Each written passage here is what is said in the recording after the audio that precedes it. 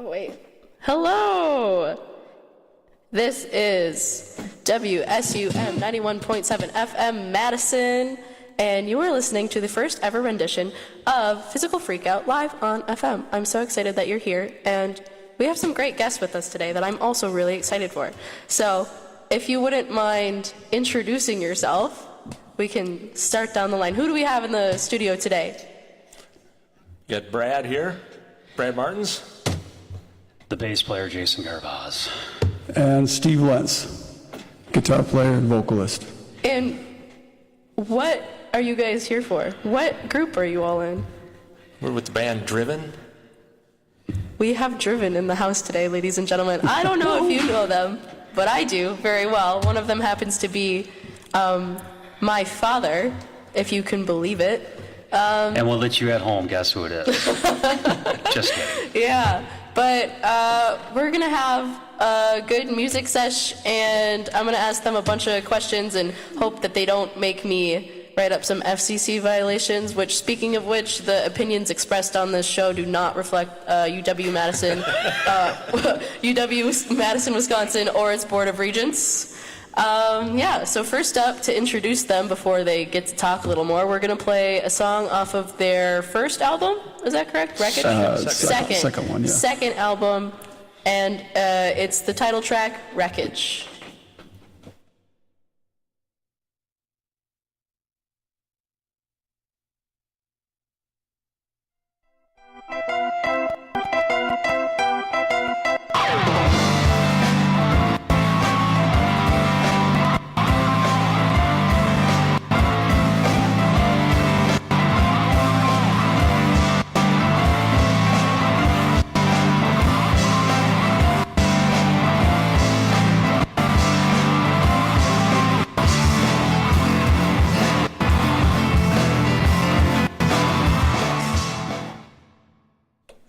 Okay, I don't know why it's skipping, but while we figure that out,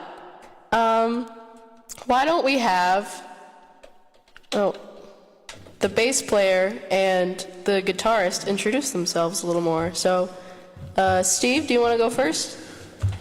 Here, hand me that record first, and I'll clean it off. Yeah, and we'll get it back we're gonna clean that off. Well, Steve, how did you get into Driven? Like, how long ago was that? It goes back quite a ways. Let's see, I was in a lot of cover bands, and then Jason and Brad and I were in some cover bands together. Yeah, what was the first band that we covered? I don't know. Index. You remember Index? Yeah, way back in... Not Windex, but Index. Index, correct. Yeah. So we went through a lot of musicians as we do in cover bands, and we played a lot of gigs, and then one day Brad's like, hey man, what do you want to do? I'm like, well, I want to make some music, our own music. So then Brad's like, well, I'm going to build a studio. And so then he started building a studio, and we went in there and started writing some music. And this was, late 90s? Gosh, 98. 98, 99, I think we got our first CD out. So we've been doing this for quite a while. Anyways, and then that's... So before kids and before careers for us, but Yes, you're about 10 years our senior, correct? Yeah, I'm a little bit older than these guys. Yeah. These guys are actually... But it's interesting how 10 years difference, we're still listening to all the same music. Before I met these guys, I was really busy as a cover band, and I always wanted to do originals. And so then these guys came along, and we had almost exactly the same style of music that we've been listening to growing up. So, and we all are in the pretty same area. Yeah, we're all in the same genre. Yeah, where are you guys from, genre-wise and Well, I'm geographically? within Wisconsin Dells, and Brad, you're out by Endeavor there. Yeah. And I live by Montello, Wisconsin. Yeah, We all graduated from the Dells. Yeah, we're all that is kind of We crazy. all went through the music department at Dells. the same guy. I don't know if that should be a warning or an No, they were good. They were good. They were. It was a good program there. So, yeah. Well, What did you play in high school? I played trumpet. I played guitar for the jazz band, the swing choir, and everything. Okay, I was a trumpet player. Yeah. Bradley, you Bradley's did percussion. trombone. You started Yeah, trombone. yeah, passed on that legacy to me. I even saw Brad when he was in high school playing in the jazz band. And But that was on drums, right? Yeah, I was like, this kid's pretty good, you know. At that time, but then it wasn't until several years later that we finally started playing together. I always remember you told me your first drum set was a bunch of 5-gallon buckets and some saw blades. A long time ago, back when I was about 10. We all started playing fairly early. I started playing guitar when I was about 7. Well, And within a year, I was playing Christmas programs and, I was convalescent homes and all that stuff as a kid. How'd you get your start, Jason, on the bass? Well, Bradley said we needed a bass player, so I went in and spent top dollar on a bass and just started kind of teaching myself how to, get around the fretboard. Playing trumpet since 6th grade, played a year in college, so a little bit of musical background there, and being able to, pick up a bass and, self-taught. Probably not as structured as these two gentlemen on either side of me musically, but I try to keep up with these cowboys as best as I can. So, yeah. That's all you can really ask for. Well, we'll see your bass playing skills and the rest of you on Wreckage. We think we have it working now, so we'll test it again. And if it fails us a second time, I think we just might be cursed. I don't know what to tell you. But so here is Wreckage by Driven.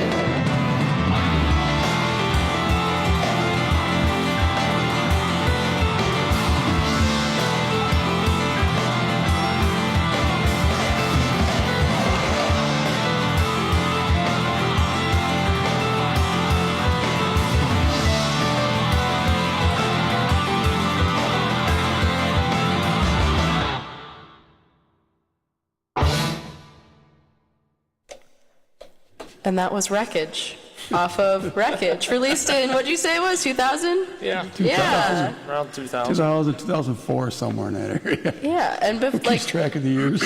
now that you guys know what they sound like, at least, 6 years ago, we got to see where like they're getting their influence from. Where'd you guys start out at? And we have another song that all three of you guys really enjoy this band, Rush. Rush. How did you guys find Rush? When did you guys find Rush?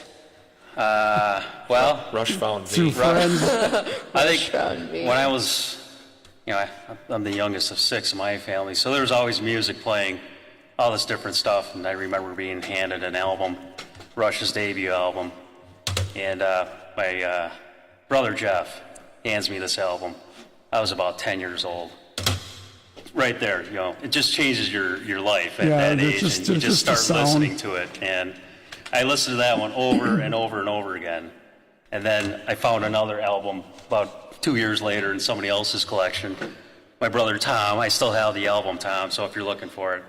But that was Farewell to Kings by Rush, and that is just completely different from their debut album and how much they changed, but yet they still had that inner core. Those drummers had something to do with Yeah, that. right, Yeah. right.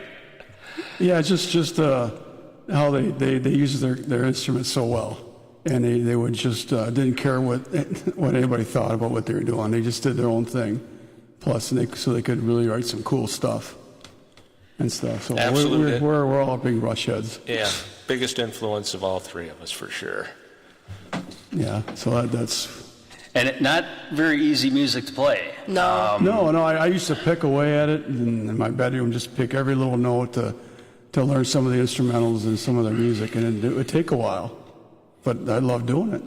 It was Some cool. of the some of the mixes were like for me didn't exactly hear all the bass parts that were going on. You heard drums, you heard guitar, but now it's like you could just go and sing aloud and listen to some of the tracks, and it's just like, whoa, that's crazy. I mean, he's playing so much more there. Geddy's playing just so much music there that you don't necessarily hear come through, the full track, but Amazing guys. Yeah. You've definitely passed. I don't know if you two have. I know you guys have kids. I don't know if you passed your love of Rush along to them, but you did a good job with me and my brother. I think we both have a number of CDs. You have, I will say, that you have every CD of theirs, I believe, at least the older stuff, and I've some got of them you have like 3 copies of. Yeah, well, sometimes they one wear out. for the car, one for the garage. There's multiple copies in my collection too, and I've even got a lot of stuff on vinyl. And then, it's looking to add, so Christmas time, if anybody's looking for Christmas presents, vinyl is coming back in a big way, so. Yep. What was the biggest draw of this band specifically for you? Obviously, for me, it was Neil playing the drums. Just, unreal. Watching him live so many times, the guy is he's a machine. Phenomenal. But the other 2 players, Geddy and Alex, they're both phenomenal too. It's just 3 guys that got together that just created Yeah, they got awesome music. They got a lot of music. They got a lot of music going on. And I know with Alex, it was like he always says he's really cool melodies, knows how to build and back off, doesn't get too wild. So that's why I was always liked him a lot when I first heard him. I also like to listen to even Neil Sean and Santana was another one, and Rich Williams from Kansas. They all I like melodic guitarists. They're just really cool the way they can throw melody into their guitar solos and stuff, and the picking they do with their guitar Yeah. to help the songs out. So. Anyway, So, yeah, Jason looked like he really wanted to say something. So. you got something to say? I don't know, you got something to say? No, for me, obviously the bass parts and, that distinct voice that Geddy has, that alto tenor. And it's just, a lot of people, you love them or hate them, but it's just so distinct that you can recognize it anywhere. And it's funny because I just came across that song I sent you by Max, what was the name? I don't remember. Battle Scar. It was something they did, Rush did with, I wish I had it up here. But just started listening to the song, and all of a sudden you hear Getty start singing. It's just like, oh my God, that's Getty. That's absolutely Getty. And then the rest of the song progresses. It's like, okay, well, there's Alex. Oh, there's Neil. You know, so it's I'll find it for you by the time we get to the next break. Sounds good. Well, I was going to ask if you had a favorite like album, but I don't know if you guys would be able to pick. Would you? I don't have a favorite album. I like them all. Yeah? It's just, Yeah, Moving Pictures was a pretty good album. yeah, most was people, kinda- if they know Rush, they would know Moving Pictures and pick that one. But man, even the last album they did, you know, blows my mind. But you know, I'm a fan of all of it. I just love hearing those guys play. Yeah. Well, it's a good thing you guys are saying moving pictures because I think that's what we got up next with The Camera Eye. Here is The Camera Eye, a 10-minute song, mind you. Or no, it's 11. So I hope you're... It's a We might treat, have one of though. those. It's a treat. There'll be a few of those these 2 hours. So buckle up, I guess. Here is The Camera Eye.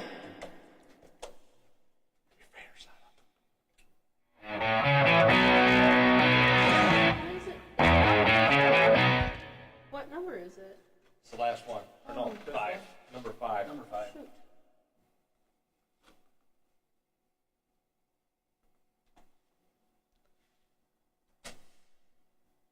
It's on. No, it's not. Yeah, it's Oh.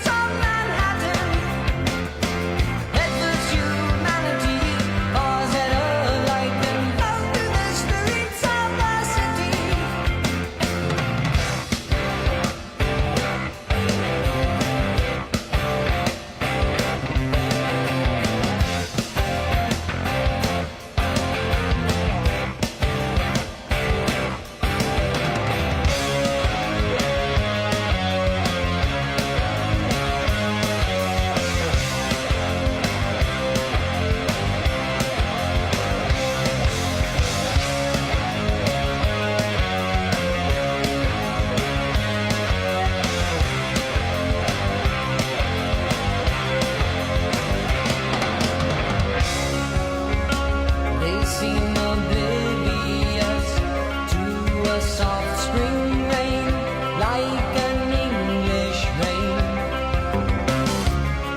So light yet endless from a leaden sky.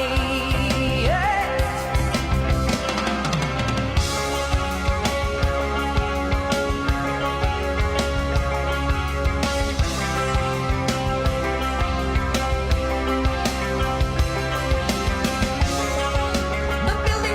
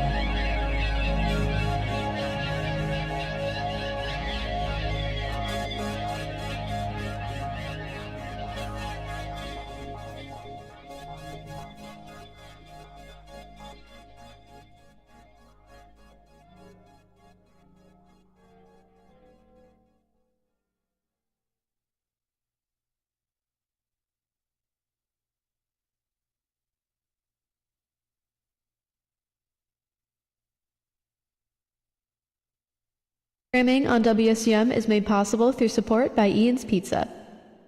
Ian's provides over a dozen varieties of pizza by the slice, with vegan, vegetarian, and gluten-free options available. Madison locations are 100 State Street, 319 North Francis Street, and the historic Garver Feed Mill. Online ordering and a full menu is available at ianspizza.com. Ian's Pizza, with downtown locations open late 7 days a week.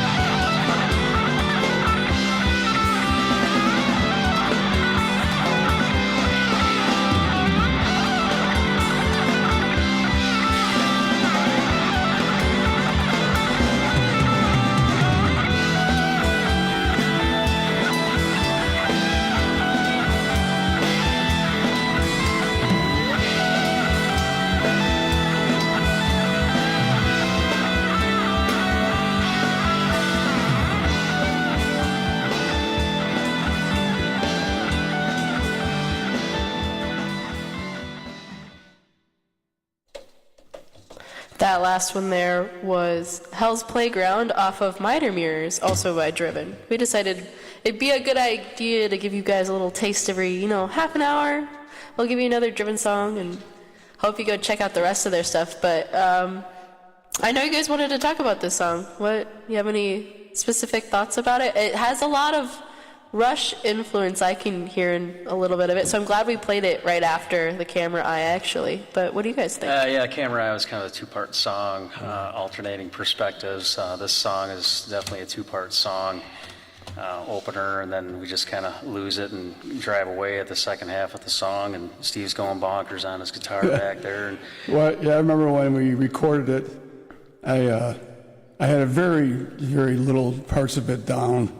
And then went in there, I think we only did a couple of takes of it, and it was like, I think it's done. Yep, that's it. That's it. Sounds good. Yeah. Sounds good. I sometimes I just improvise on some solos, and they just come out like that. Just a couple takes, and they're done. Yeah, they complimented the keys that I got in there. I like that song. Yeah.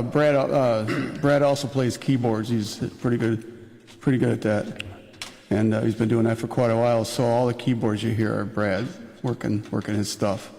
so you got that song in a couple takes? Yeah, the guitar solo. Yeah. I do that a So lot. did I, over a course of 3 weeks. Yeah, we do. Well, we do so much jamming. We've done so much jamming that it's just How comes. It just much comes. tape do you think we have of us jamming? I have probably 3,000 to 4,000 hours of recorded music. That Yeah, so we got- can pick from. It's Is that like Yeah. longer than I've been alive, maybe? Yeah, probably. it's a lot. I've got just stacks. So we and got a stacks. library. We got a library, a big library. So it's all organized. Brad's got it all organized. Oh, so it's all organized. if we want to go Not back, really. It's in that CD case you brought tonight. the suitcase. Speaking of roles in the band, you mentioned obviously your main instrument, but also you guys do all your own stuff. Like Steve, you design the album covers mostly. Right. How is that process? Artistic. I've done a lot of art in my life. I'm a sculptor and stuff. And then, I don't know, sometimes I just go nuts with the paints and stuff. And then I run it by these guys, or Brad, mainly Brad, 'cause I see him the most. Say, hey, man, you like this? This is what we use if you like it. And then, sure, why not? That's cool. His wife did, your mom, Yeah. did the first two covers for us, because she's an art major down here from UW. And then, I don't know, she got really busy, so then I started doing it, and I always done art. I've been doing art since I was a kid, just like your mom. So, so there you go. And then the mixing side of it belongs to somebody else in the belongs group. to me. Yeah. Recording, mixing, producing, arranging. That's amazing how much time he puts into this stuff. It's amazing to see the progression of your home studio over the Yes. years. I remember You're almost out of room in that home studio, I think. It's not a home studio much anymore. it's a studio. Yeah, it's a high-end studio now. Don't so. touch anything. Yeah, I remember filling in. So in the studio, for those of you listening, he has his drums set up on a little ledge thing, and I remember as a kid him putting in dirt from our outside to fill in that spot, and I remember shoveling in this red dirt under there. So I know it's in there. I helped do that. Yep, helps Yep. dampen the sound Yeah. under the drums and gives them a nice full sound. Yep. Yeah, he's got a beautiful studio up there that he built on the back of your house. So. Yeah, what was it like? What was the difference in mixing and doing all that stuff at the beginning when you maybe didn't have all your fancy technology that we you do didn't. now? Yeah. Comparatively, His What is mixing it? room was his bedroom. Yeah, when we first started. Yeah. Yeah, the first song you played tonight was not done in the studio that I have now. Yeah, We I know actually that. recorded that in the apartment still, I think, Yeah. a lot of it. Yeah, across the street. Yeah. Yeah, and I remember being in the shower doing some of the vocals on Oh, some of yeah. that CD, just to get the effect. Yeah. So we did some crazy stuff just to record, just to get the sound we wanted. But yeah, when I started out, some of the equipment was, you know, it was what it was. Yeah. Issues and issues, but, Yeah. you know, I've progressed over time and I enjoy it a lot. I would say so. With the amount of time that you spend in there. I do like that you made the studio soundproof, so if I don't want to hear it in the rest of the house, That's right. I don't have to. And here you play the same like 30-second clip over and over again trying to fix something in Yeah, it. that's right. You don't want to hear that. Love to hear the full song, but Yeah. I remember sitting in there, I don't know, one summer I was like, I'm going to help my dad like record like whatever, like this stuff. I want to learn how it works. And so I sat in there and you had to play like the same 15-second clip just over and over and over, and I'm like, oh my goodness, this is something. The beauty of editing. Yeah. Yeah, yeah. Like I said, and even now when I do a solo, I'll go in there and I don't even know what I'm going to do. I try to flow with the song, and then he'll even break apart the solos and put them together sometimes. Yeah. And the parts that he likes that he thinks are going to flow together, which works out really nice. Yeah. On the latest CD that we did. Yeah. We released it, about a year and a half ago, Yeah. roughly. Yeah, I think the technology has definitely changed. With, you know, starting Yeah. the CD and just, you know, being able to have to hit it all the way through and not Yeah. stop. And now, if you don't hit it all the way through, well, maybe we can punch that in could or, do you know, another build take something. if we Yeah, have to. right. So, yeah, and obviously the technology that you have out there has made it a lot easier to get the sound that you want and we want for our band. So. That's right. The unglamorous side of being a musician, Yeah. playing the same thing over and over and over and over again until you think it's right, and then the producer, who's, you know, he's out on the other side of the window, thinks Why it's don't good. you try this? Exactly. Yeah. The face words, through the glass the words you says don't no. want to hear from the drummer behind the mixing board as you're holding onto your bass. Really? So. Yeah, but it's, you know, I think he's got us going in a great direction as far as, you know, his vision and, you know, how he's progressed with his studio and what he wants to achieve with not only himself, but, you know, Steve and I with this band and this project that we've been working on for several years here. Yeah, and alongside like just the production side of it and that change, how has like your motivation changed throughout? Like, because you guys have been together for what, 30 years now, is it? At least over 25. At I least think. over 25. But we've known each other a long time. Because like, We knew each other before. Yeah. We knew each other before we actually started doing the cover bands together. Brad actually ran sound for a band I was in for a while. You know, so Was that the jumper cable incident? it could have been. Yeah, I know we'll talk about about that. that. The cat in the back of the truck, maybe. I don't know. There's lots of weird Is stuff that- that happens out there, man. Yeah. You know. yeah. Anyways, yeah. So then, so we know each other a long time, and we just keep making music. You know, as we got a nice place to jam at, and I think one of the you know, any musician, you know, if they're worth anything, they want to keep progressing and keep doing one better or one step further. And I think that's kind of what we've done, you know, in all the years that we've been together, where, well, that was a pretty good CD, but let's keep moving. Let's keep moving changing forward. it up And, you know, Brad pushes, you know, and, you know, sometimes it's like, oh, dude, I can't do that. And about a half an hour later, well, guess what? I got You're it. doing You know, it. so it's you know, that progressive. You want to keep moving forward and push yourself and just do different things that kind of get you out of the comfort zone. And sometimes that's, for me, some of the bass licks that I've created over the years. It's like, you know, being pushed by you know, the drummer and a guitarist. It's just like, okay, well, I got to keep up with these guys and, you know, do what I can do to keep them moving, you know, in front of me. And, you know, but the motivation is, you know, just you got to keep progressing and keep pushing forward. Well, I remember a very specific conversation I had, maybe along the lines of like motivation things, where I asked you, Dad, why you had bought the pool table that's in our basement, and you basically said, I don't know if this is word for word, but I had 2 kids and I thought my life was over, so I went and I bought a pool table. How is like big life things translated over into like your music production, or has it?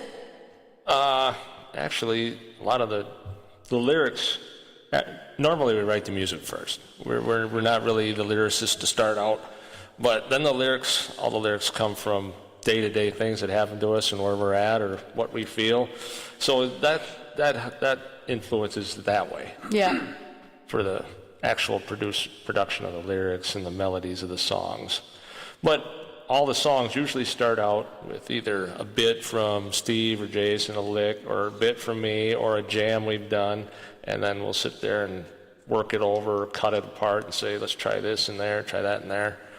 And that's how they come to be. And then once we listen to the music for a while, and be like, well, that kind of makes me think of this when I think of it, what's going on maybe in the world or, where we're at in our life. Like the second song you played, Hell's Playground.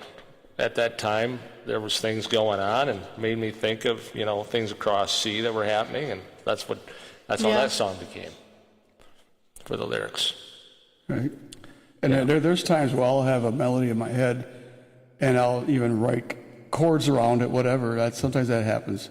And I'll bring it to Brad, and Brad and I, or whatever, and then we'll jam on that for a while. We'll come up with some new stuff. He'll has his keyboards in there, and he'll be playing them.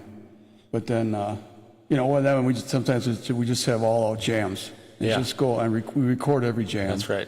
The three of us sit there and play for an hour and a half and record it, and then we'll listen to what we like. See who gives up first. Who gets tired. Yeah. Who's sweating the most, right? But within that jam, it's always amazing how, one guy's playing something and we all just focus and just, add to it instead of fighting each other. We've always had this knack of, all right, he's kind of playing something cool. Let's see if I can pick that up. And, Brad and I are kind of, feeding off of each other a lot, and sometimes Steve's trying to catch up or feed in, and he always does. He always finds something to match what Brad and I are doing, and vice versa. And that's kind of the beauty of how we've been together so long, and just kind of we end up catching up to each other in jams and music and CDs and everywhere. So yeah. Speaking of how well this group works together, you've also mentioned that you've been in other groups and done other things. I know more about you, Dad, than I do you guys' experiences in other groups, but how does it compare to the other groups that you've been in? Whoever wants to take that first. Well, it's just the three of us. Yeah. Well, we had Andy. We had Andy Kesenik. We had Ezzy Kesenik. We got two other guys that are playing. They came in as guest musicians, and that's how we got the other musicians. We had a project called Fog that we did. We released a CD. We released some singles. I still talk to those guys a lot, and so it's a little progressive too, a little bit, But that was 5 people, Yeah. And Driven's always been there, just like our bass, basically, because I have to cover a lot of guitar parts. He has to cover a lot of keyboards and drums, and Jason just goes wild on the bass. We let him do whatever he wants. Gotta watch my language here. You heard it. I can do whatever I want. Yeah. And Next album's just going to be total just bass. Yep. 2 All basses. bass. Yep. Well, 5 basses. Well, yeah. Why not? Yeah, that's why we never really discouraged each other from. We always, just did what we wanted. Pretty much what we played. Yeah, the last album, the new album that we're here promoting tonight, we haven't played anything off yet, but we've got an additional bass player we had brought in that I had met from jamming with another set of guys named Andy. And then the album we're doing now, I also met from playing with a tribute band that I was playing with a year ago, a Billy Joel tribute band, who's going to do guitar work for us, and a guy named Dan Anthony. So we're expanding our horizons by some of the people that I'm meeting over time, because I realize these guys are good players too, and if they want to contribute, they can. Yeah. The next album we release will sound different than anything we've done in the past because we've got some different players on there. Yeah. Yeah. And you guys are actively working on new things. Oh yes, we've got another CD that's probably it's all written. The lyrics are all done. we just finished the last. Some of the bass and drums are actually recorded on it. I'm way ahead of Steve on the recording, just so everyone knows I'm way ahead. Mark that down. Yeah. But I'd say we're probably 75% of the way. Hopefully by maybe I wouldn't early put, fall, it'll be done. Yeah, okay, I was going to say, I wouldn't put a date on it yet. Yeah, I'm not putting a date on it. You can't put a date on No, I Mari. can't. It just, it's so, it just depends. Depends on how many times I can get over there to get my stuff done. And sometimes if you force it, then that, Yeah. you don't get, Then you're coming back again. yeah, you're coming back kind of stale into the recording studio. It's like, well, that didn't work. And, what was the last time I ran out there? All of a sudden, I finally got it. I'm like, dude, I got to come out there. I got to lay this down right now. Otherwise, I'm going to forget it. And, half an hour later, we had it down. So, Yeah, something like that. Yeah. Yeah. But anyways, yeah, we work with other musicians up there, so. Yeah. But but we're the basic base of it all. It all don't know how comes to back say- to you three, as you might. Yeah, pretty much. Yeah. Yeah. And your album covers have a lot of like trio imagery, which obviously is representative of you guys, and Yeah. I think that's kind of fun. Yeah. Yeah. So. But yeah, and going back to inspiration and a little music break for you guys, we have a pick from Steve next. I'm pretty sure, right? Kansas is your pick. Oh, yeah. Yeah, we have The Wall from Kansas, but I do have to play some PSA things, so maybe you'll learn a thing or two, and also get to experience The Wall. So here's that for you guys.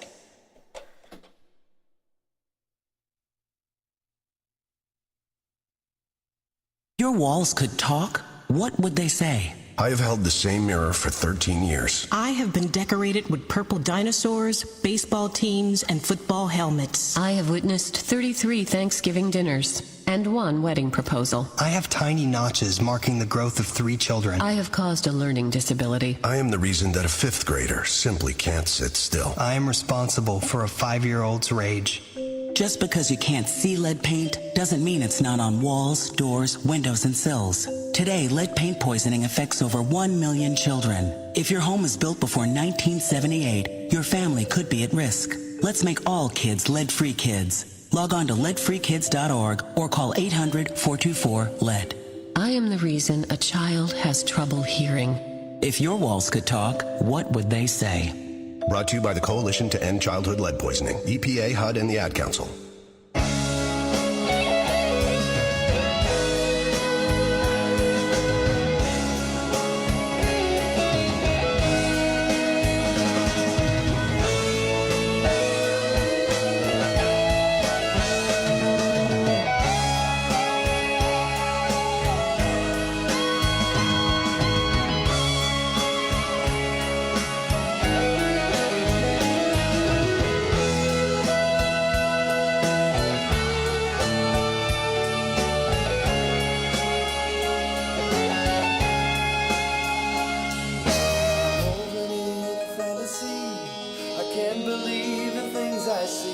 The path that I have chosen now has led me to a wall.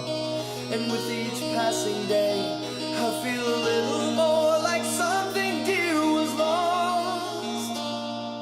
It rises now before me, a dark and silent barrier between all I am and all that I would ever want to be.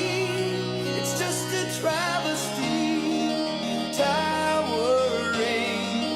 Marking off the boundaries my spirit would erase. To pass beyond is what I seek. I fear that I may be too weak. And those of you who've seen it through to glimpse the other side. The promised land is waiting like a maiden that is soon to be a bride. The moment is a masterpiece. The weight of indecisions in the air, standing there, symbol and the sum of all that's me. It's just a travesty,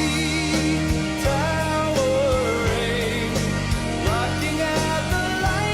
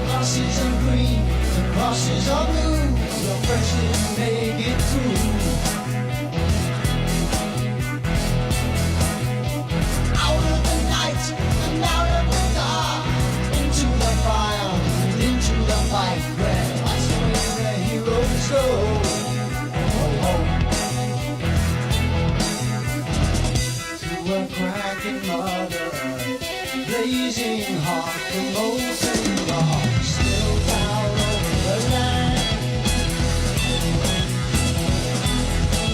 And the love is the lover who licks your boots away. Hey, you don't want to boil the world, but better start the dance. Do you want to dance with me?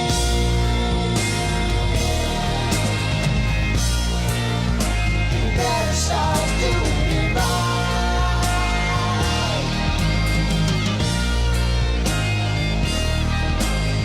Music's playing and it's alright, but you're never first and through into the light. The edge of the city, the edge of the world, and if you're gonna cross, better start doing it right. Better start doing it right.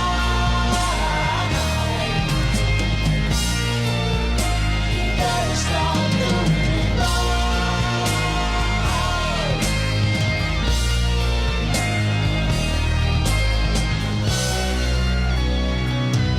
the dance begin.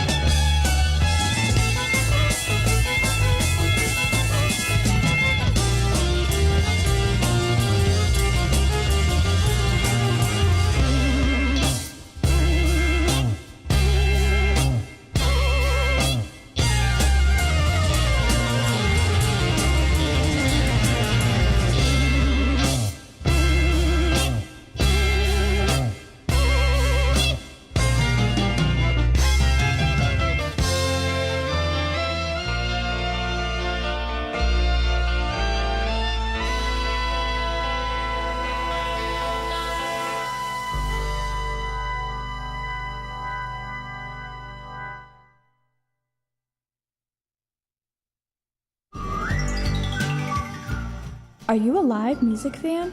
Every Friday from 1 to 3 p.m., WSUM Snake Sessions brings you exclusive in-studio performances. Tune in weekly to hear what your favorite local artists are up to or something special from a touring band. And make sure to stick around after for interviews with the musicians and the best of Madison's local scene. That's WSUM Snake Sessions on air at WSUM 91.7 FM Madison, WSUM.org, or on our mobile app. Every Friday from 1 to 3 p.m. This is WSUM 91.7 FM Madison, and you're listening to Physical Freakout with me, your DJ. I'm Liz.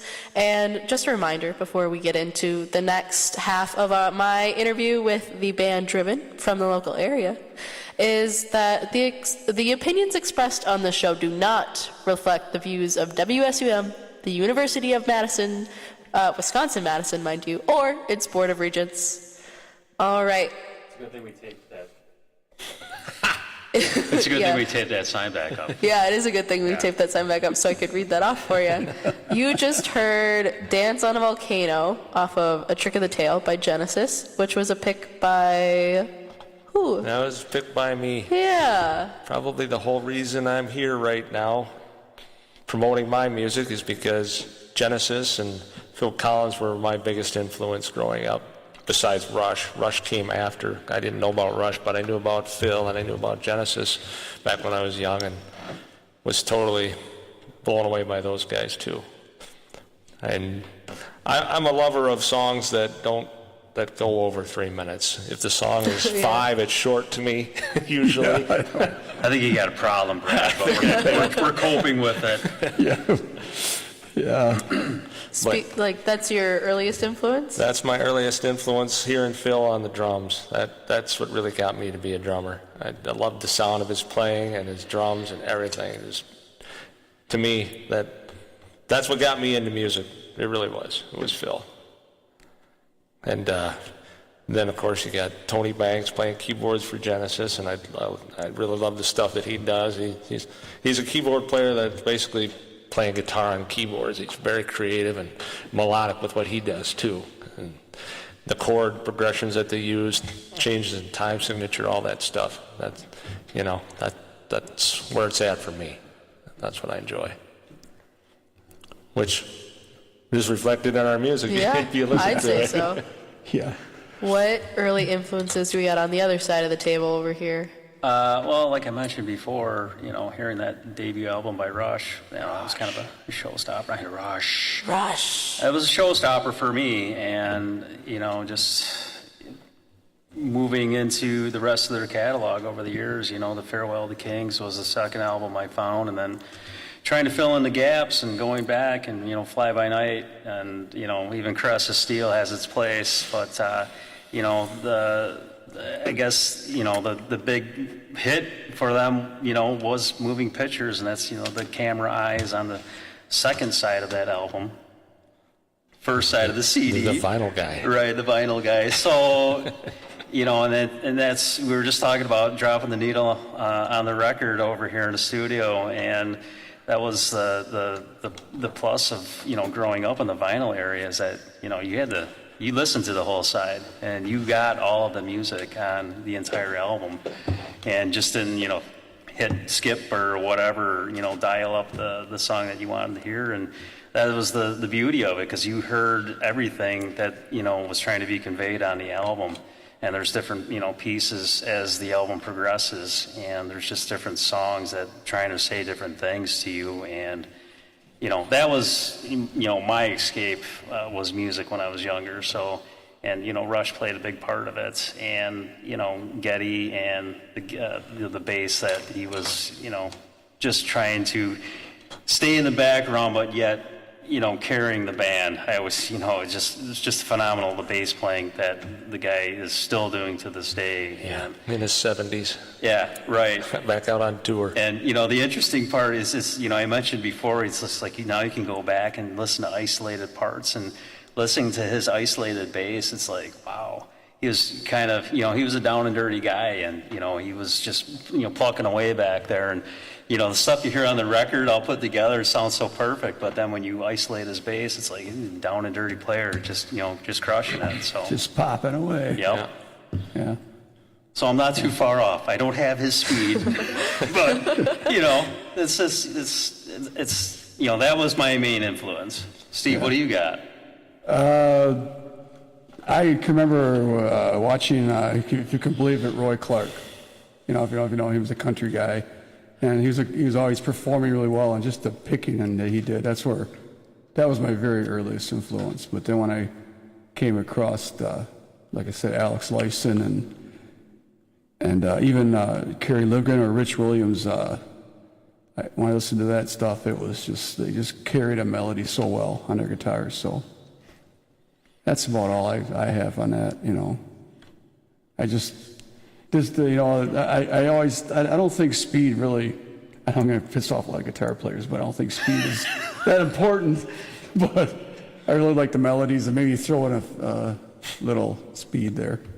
All the way from You sound like you're playing so fast a lot, though. I don't feel like I am, though. The sound that comes out, it's huge, and maybe you don't think you're playing fast. No, I really don't think I am sometimes, because it's just I've been doing it for so long, and my hands just go nuts sometimes. Yeah, speaking of you doing it for so long, you are a UW Madison alum. Yes, I am. Here it This comes. is my old stomping grounds, down here. What were you doing musically when you were here, if anything? Well, we were just we were just talking about it. We used to rehearse at Og Hall, down the basement of the music room, and I was down here 2 or 3 times a week rehearsing down there. And we used to carry one of the guys lived in Og Hall, so we carry our gear in the elevator up to this room and store it. And then every time we had rehearsal, we'd go down to the music room. And we had 5, 6 people, and All cramming into that all one little cramming- space. Yeah, and cement walls for insulation, you know. Doing all it can. Yeah, it was loud. So, so we were just talking about that.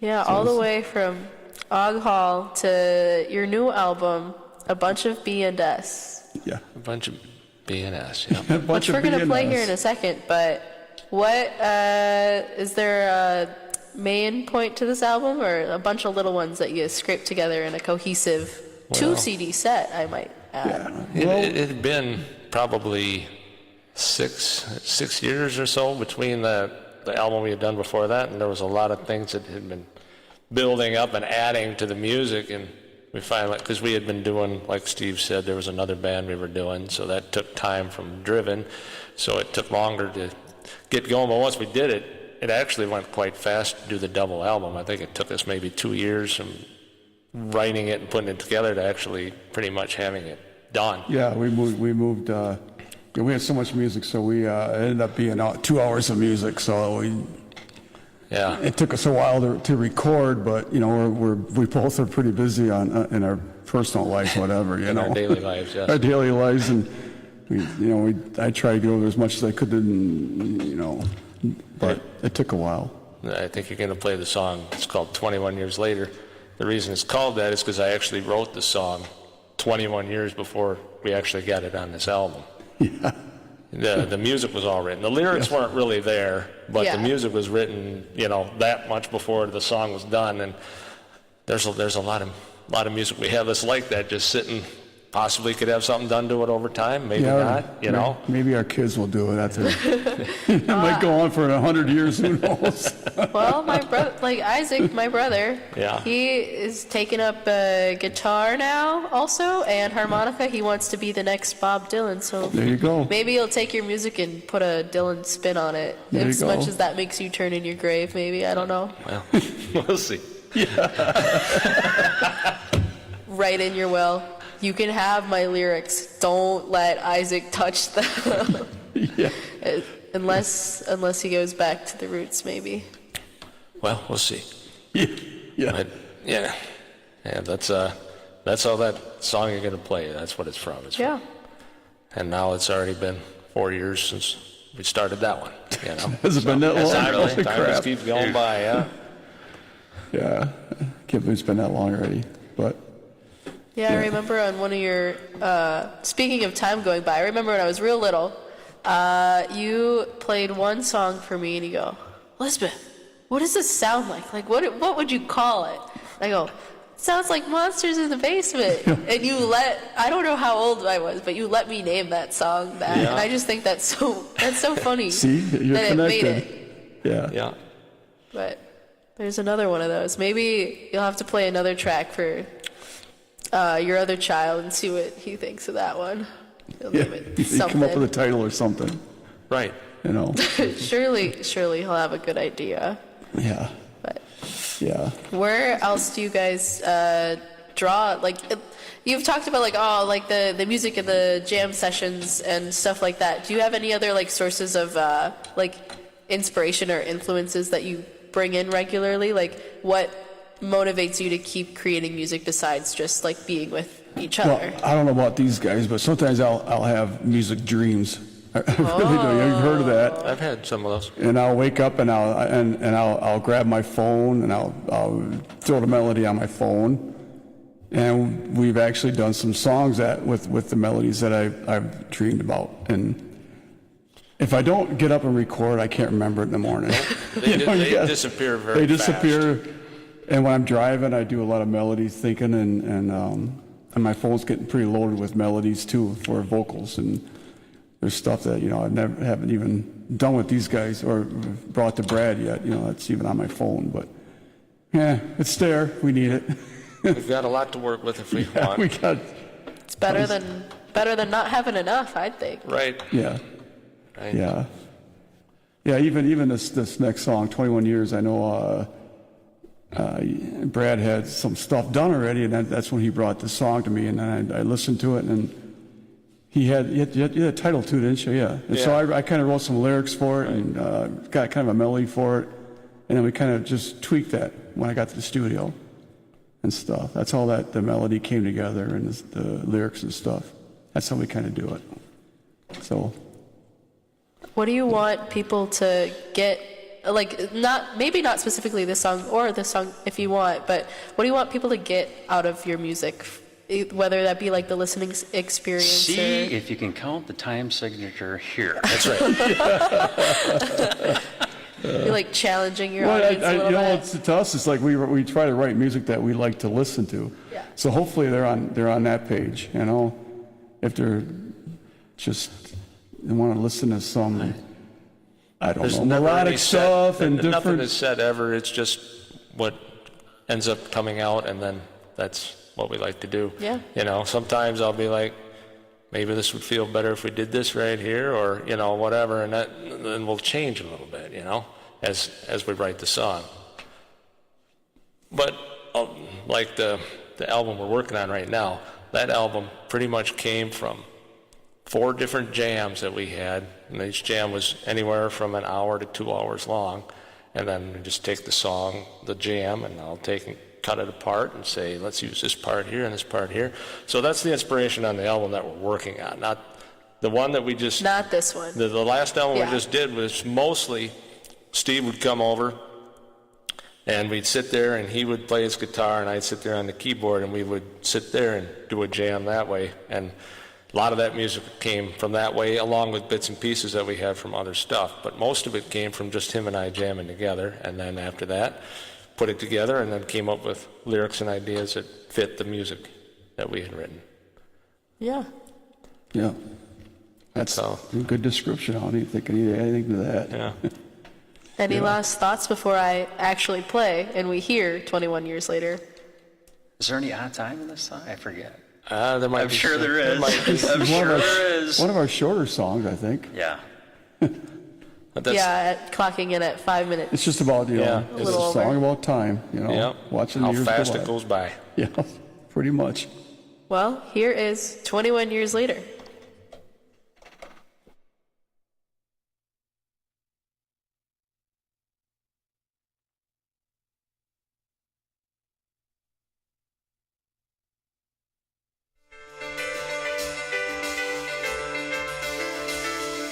Seconds are ticking, they're counting down.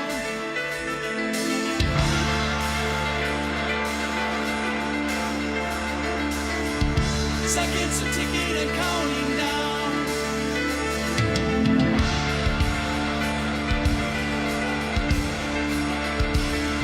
Seconds are ticking and counting down.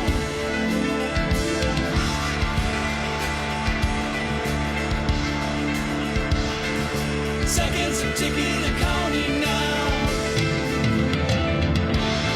Calling on all those years, a flash of time to let you leave. You will be the only one who knows. I can feel another day out here as it goes. Am I the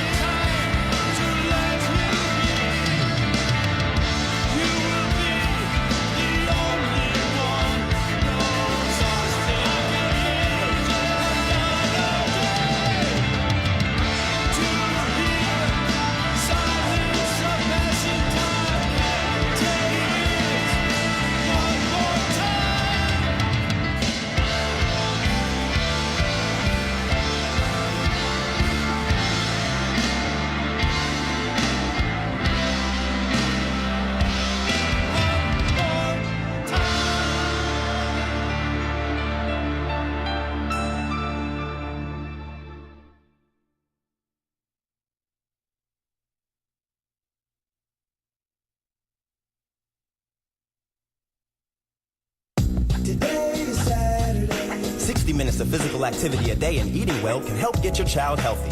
Get ideas, get involved, get going at letsmove.gov. That's letsmove.gov. A message from USDA, HHS, and the Ad Council. And we're back. Hello. Hello. So that was the second track off of your most recently released album, A Bunch of B&S, which is a 2-track CD that I hope you enjoyed.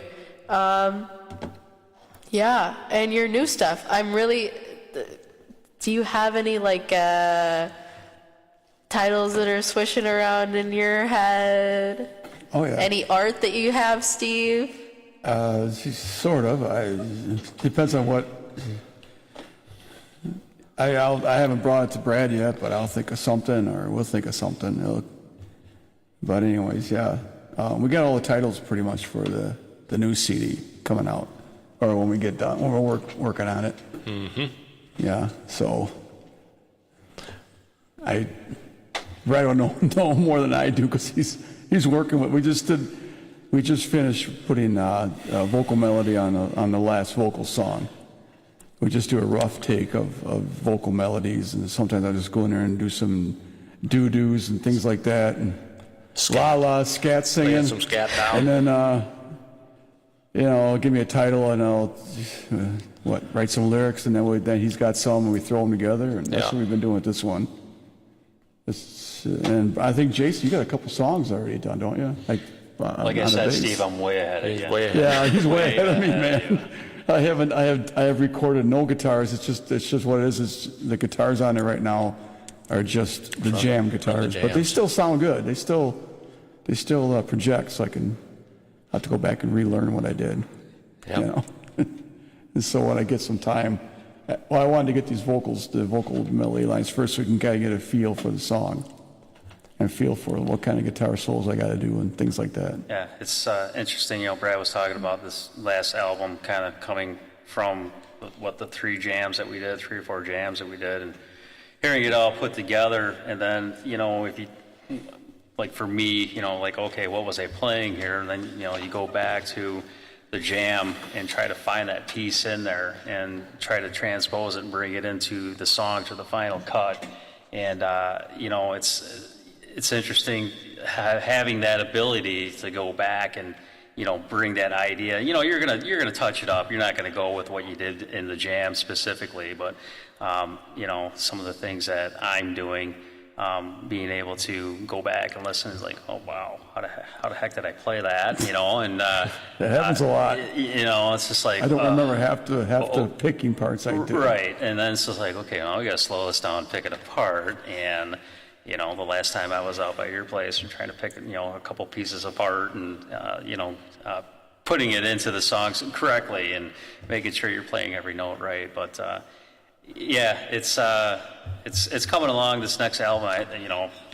I think for me, whether I'm just at that, point in my life here where I was just like, oh, I'm feeling it. I'm going at it and just trying to get things, out there and recorded, and not like it has been. The years past, try to drag me out there and get me to get some tracks down and chase me down, and this album's different for me for whatever reason it is. I'm feeling it, and I'm just good. Having a good time coming out and just getting everything just feels right, so to speak. So yeah, looking forward, like. You're talking, this one feels like really good. Looking forward to like what you're doing after this. Like, is there anything that you guys haven't gotten to do yet in your musical career or otherwise that you are looking forward to? I thought you meant after this. I think we're getting pizza. But. I don't know. It depends on how long it takes us to get this done. We'll figure it out from there. Our albums take quite a while to do, because there's a lot of the guitar tracks that I put down, and we do a lot of background stuff. If you really listen to our CDs, you can hear some stuff that I will probably never play live. Unless you grow another set of arms. Yeah, it's like got six arms. or we hire a full band. You know, we might have to hire a full band to play some of our stuff almost, you know. Yeah, like looking at that stuff, is there shows that you guys would want to play or things that you'd want to do in that realm that you haven't gotten to yet? Oh, there's definitely shows we'd like to play. I know that. Yeah. Because it's a whole different animal from being in the studio to getting up on stage and playing in front of people. It's a different level of energy completely. Yeah. And I don't know, it's there's a lot of parts that we have, and to pull it off live would have to take a lot of work. Yeah. You know, to get ready for all the stuff that we got going on, and the music that is. Being that we all work full time, you know. Yeah. This is there's that part-time aspect too. gig here. Yeah, we're basically running our own record label pretty much, and I got to take care of all the I take care of the distribution and copyrights and all the publishing and all that stuff that goes with it to make sure that, you know, Nobody's stealing our stuff. We got that, you know, and just making sure that we own everything pretty much, the music as far as that goes, and so there's a lot of work in that part of it. That's kind of, you know, going back to the live music aspect, it's kind of, I don't want to call it an Achilles heel of our style and what we do, but we just do so much on a record that it's sometimes not as easy to reproduce live on stage. And to find places to play this type of music. Right, you know. right. So. Takes time to go door to door and go, hey, can we play here? You need a little rat runner to go hype you guys up beforehand. Yeah. There you go. Yeah.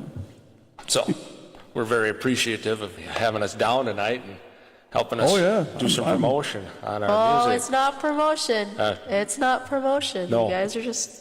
We're just hanging out. We're just hanging out. We're just waiting for a pizza. Yeah. That's what we're doing. Hanging out. And just, the door was open. We brought some CDs in.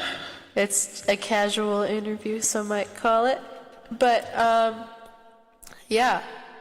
do you guys... What is the most fulfilling part that, like, the music process creates for you? Like, I don't know. You know what I never thought I'd see get on my phone and play our music. You know, that's kind of mind blowing to me. When you know, you see it everywhere because we got, you know, worldwide distribution everywhere, and you could pretty much go on any streaming site and there we are. You know. Yeah. And so it's just satisfying to see what's going on in my brain. I'm sure Brad's brain, you know. I don't think anybody can see that, Steve. Nobody can find what's going on in my brain. There's a lot of stuff going on up there.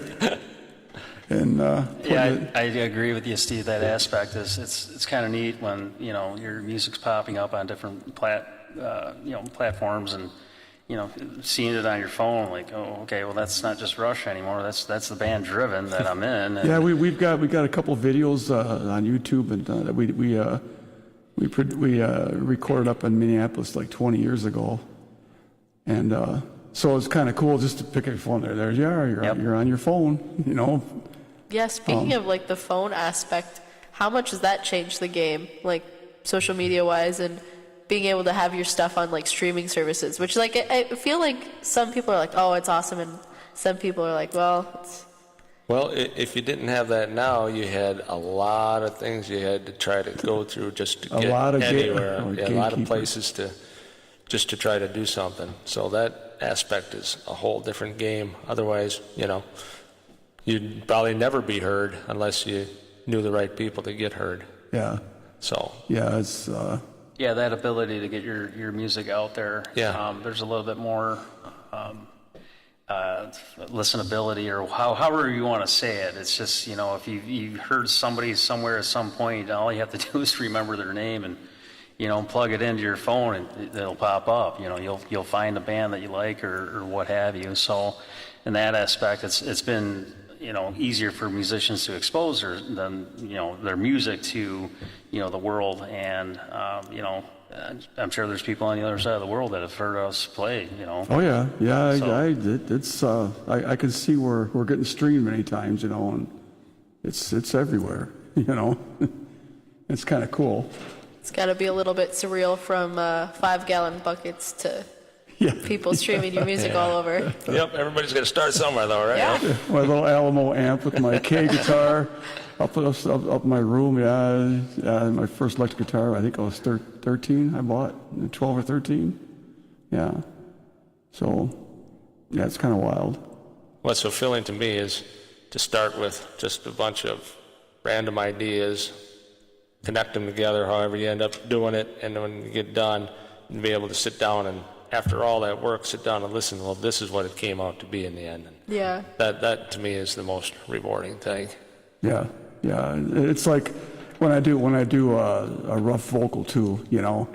I listen to it now. It's just like, well, then when we start throwing the harmonies in there and we actually record it when I know the song really well, it's a lot better. You know, when you first do rough takes and stuff, you wonder if it's going to sound pretty good, you know. Yeah. But then you keep tweaking it and it comes together that way too, and stuff. And if sometimes we'll just even when we're right there and Johnny on the spot doing the vocals, Brad will say, let's throw a harmony on there, and we'll just do it, and it just fills the song out, you know. And so some of the songs my voice is harmonized, and Brad has done some tracks to harmonize with me on there. So that's another thing too, you know, when you're doing all the vocals or a lot of the vocals, you gotta be careful when you play live too, you know. You gotta figure out how you can. You gotta be able to sing it on stage. Yeah. But he'll do it, or at least try or fake it. I don't know. Right. Look good. I don't know, you know. Yeah. Did you have a most fulfilling thing over there in the corner, Mr. Bassist? Just playing with these guys. No, I think over the years, being able to progress with these guys, and you know, you think, well, the music's just going to stop, and it's like, well, it never does. There's always ideas coming out, and you know, even I took a little reprieve, a break from the band, come back out and start, you know, jamming with these guys again. It's like you never leave, you know, you've never left. And being able to play alongside these two guys and just have ideas come out of nowhere and have them be structured later by Brad and putting together pieces, and this fits here and this fits there, and then, you know, try to polish it, and then, you know, being able to listen to it on the truck on the way down here, Yeah, right. you know, on a USB drive, like, hey, yeah, everything sounds cool here, you know, and yeah, that's my satisfaction out of it. That is really cool. On the other end, do you guys have hard moments, like the most challenging parts of creating music or working in a group? And you guys have stuck it out for, you know, however long. There's got to have been some bumps in the road. Yeah, I wouldn't say any real bumps. Yeah, you know? we've always We just keep flowing. we just keep flowing. That's all we do. Is there anything that really gets to you in like the music process? You're like, oh, I have to go and I have to do this mix or this take again and again, and I just can't get, like, how do you get through the moments that you feel like you can't get through a piece of music? I fall asleep. Yeah. Is that what you do? Because I should try that. Sometimes when I'm editing, I'll fall asleep. But, you know, other than that, no, not really. I pretty much... So there's a few times where a time signature will get me. And, yeah, you there's... know, it's like, I just can't. And then sometimes it just, I'm trying to figure out if he's getting 5/8 or 3/4 or 7/8 or whatever. And sometimes that's hard to keep up with that stuff, you know, and when we're doing that kind of stuff. But enjoyable, yeah. Yeah, then I got to throw a guitar solo over it and try to keep the timing in my head while I'm doing a guitar solo. You know, there's, like I said, a couple of solos that I only did a couple takes on. And I was like, that sounds pretty good, you know, just leave it. I don't want to try it again because I'll never get it again. You know, you get it once and it's like, that sounds good enough. I've said that before in a studio. that one's good. That's the take. Yeah, so that's the hard part. Except when the guy forgets to hit record. That was great. Yeah, that was great. Well, Play it again. Or when he smiles and says, that sounds pretty good, but let's try it again. That's never happened. Yeah. Hit the record button this time, Brad. Yeah. He's called himself a few names back there. Forgot something, but you know. You'll get it eventually. Yeah. Anyway. Yeah, well, it sounds like you guys are in pretty good sync with each other then, you know. Well, it's like 30-some years, You'll get I think that. we're all right. Yeah, we're still flowing. Yep. Speaking of synchronization, I do have another song. Before we play the final one, you earlier had brought up Synchronicity 1 for me off of Police's album Synchronicity. Yep. So we're going to play that, Yeah. and then we'll come back, and who knows? But here should be Synchronicity, if I'm correct. So here we go.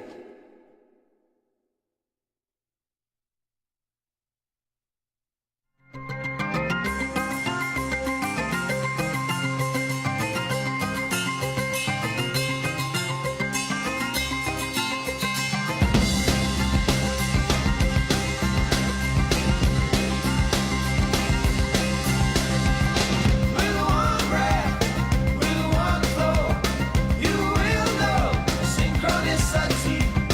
A sleep trance, a dream dance, a shared romance. Synchronicity, a connecting principle to the invisible, almost impossible. Something inexpressible, science insusceptible, nothing so inflexible, totally connected, nothing is invincible. If we share this nightmare, we can dream spiritus mundi.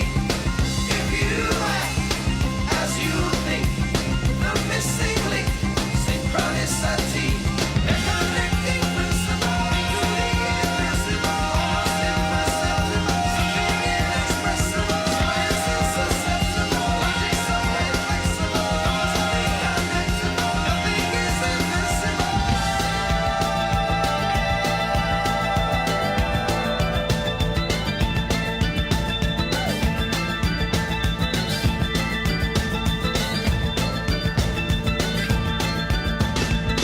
We know you, they know me.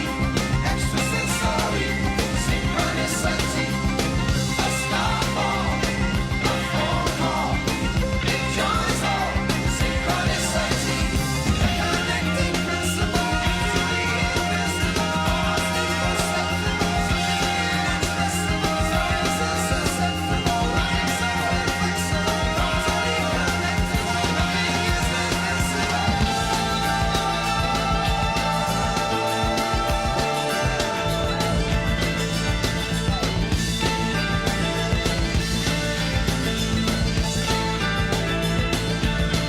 It's so deep, it's so wide.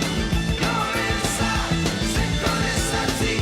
Vector and cause, subatomic law, scientific part. Synchronicity, synchronicity, synchronicity, synchronicity, synchronicity, synchronicity,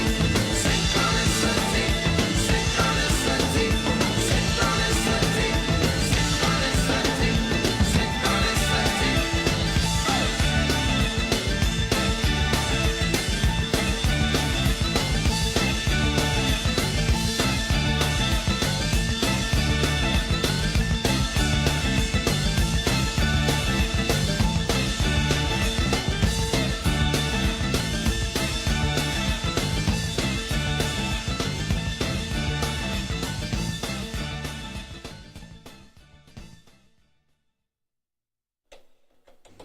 And there you have it, Synchronicity. So what made you pick the Police? Who picked the Police also? I guess I picked the Police. Another good bass player, Yeah. another good trio. Yeah, you another know. trio that just was... Big sound. Yeah. He's playing some, weird stuff, reggae style, and I think, there were some influences from Rush to the Police back in the day, and Yeah. Sting's Sting's definitely been influential to me, on some of the stuff we do Yeah. too. So For sure. the guys that can produce that much sound with only three of them, you got to give them a credit, and it's like they wrote some big songs and big sounds. So Yeah. Well, we're getting ready to play your last song here. What do you want people to take away from this album? The album? Yeah. Well, the album Or is the song, but we're going to play The Long Ride Home. Do you have any like specific things that really stuck out to you about the production of this song? well, not so much the production, but just the way this whole song progresses from start to finish. And I know Steve wrote most of the lyrics for this one, and it just feels like you can never really get back. You know, you start at a place, and you'll never really get back to that place as you age. You might try to, and you want to find your way back to it, but you can't really get, you know, it's like they say you can't go back to school or whatever. Well, it's kind of the same idea, but in more general sense, maybe with your family or whatever, all kinds of things like that, where you thought, how do I get back to that? Well, you really can't, but you can try, you know. It's just a constant journey. That's what this song's about, basically, to me. That's what I take away from it. But Yeah, he nailed it. Buying a pool table won't get you back to pre-kids? no, but that's okay. That part's over with. Yeah. Life just keeps moving forward. Yep. Yeah. You know. Well, That's a Yeah, takeaway from that this song, I just, there was a riff in my head that we had from years and years ago. I couldn't get out of my head. And And that was basically the influence for yeah, the writing of the song. The song, and then a long ride. Well, I was just thinking about, you know, the long ride home, and just how tough it is sometimes to get back to that area, you know, and going through life and trying to capture something that you, when you're in a happy place when you're younger. Anyway, yeah. So so Brad had nailed it pretty good, and then we added a bunch of stuff to it. Right. I don't. This one you don't play on this one, right, Jason? No. This is where Andy Kesnick came in and did a guest spot on this song for the bass guitar. So give him some credit for that. yeah. Yeah. I don't know. Like you said, pulling in as many people as you can to build a cooler sound. Yeah. Yeah. Andy was in a cover band down here. Well, he was working He's with another UW alumni. Yeah. He used to play for the Badgers at We're one chock time. full of them over He here. played for the Badger football team at one time. Yeah. He was telling me about that. But he's in Arizona right now. If you're listening, Andy, hello. Hello in Arizona. We're happy you joined us, if you did. Yeah, he might be listening because he told me we're going to be here. So. Well, as we get ready to wrap up, I'm really appreciative of No, it's great. you being guys here. coming on here and thank talking you. with me and talking with each other. It was fun. We enjoyed it. Oh yeah, it's Yeah. always fun. Any last words before we play the final song? Did you guys get pepperoni on that pizza, or is it? I'm just glad they look at our music out there, you know, Right. and appreciate the people that listen to it. Yeah, and get what we're doing, basically. Yeah. I know our songs are fairly long. Most of them are. Most of them are longer at than least normal. over 6 minutes. Yeah. We just can't help ourselves. That's all I got to Too say much about good. that. You got too much of a library to waste it on 3-minute songs. Yeah, so It may be harder to write a 3-minute song. I can't, It'd be harder to go the other way now. Yeah. yeah.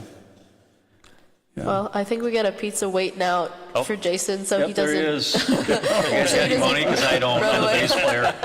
That was the goal. He's buttering you guys up so somebody else would take the bill. But this has been Oh man. a wonderful 2 hours. I can't believe Cool. it's gone by this Yeah, fast. went by fast. Sure But did. Yeah. you guys can continue yapping while I get the last song ready. If you have any last words out there, or you want to share your most recent influence, because we talked a lot about like where you guys started from, you know, Rush and Phil Collins and your country roots, but what have you guys been up to recently? Well, I mean, sitting with these guys. I love Dream Theater. Yeah, Dream Theater is fantastic. That's a good Yeah, one. yes. They're incredible, but they're incredible musicians.